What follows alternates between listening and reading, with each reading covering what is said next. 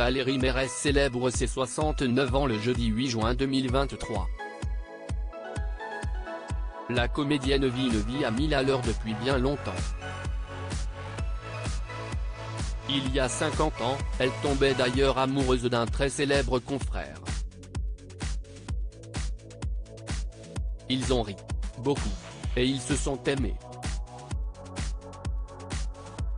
Quand elle avait 19 ans, au début des années 1970, Valérie Mérès faisait des siennes au sein de la troupe du Splendide.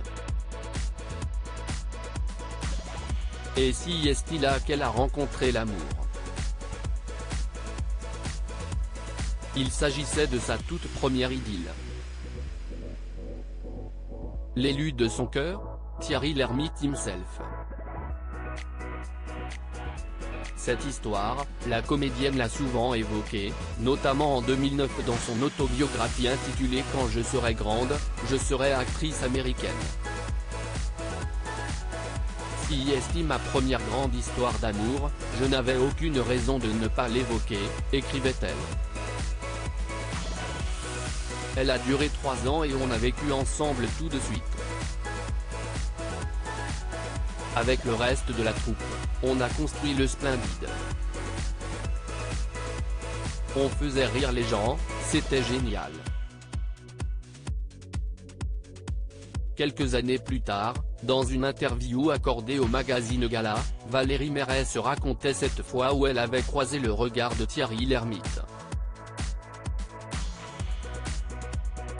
qui ne parvenait alors pas à quitter le sien. J'avais un caractère de gamine avec un corps provoquant, se souvenait-elle. Je plaisais beaucoup. Quand Thierry Lhermitte m'a rencontré, il a confié à Gérard Jugnot, « Je viens de rencontrer la plus belle femme du monde ». Gérard, lorsqu'il m'a croisé ensuite, a dit qu'il était un peu déçu.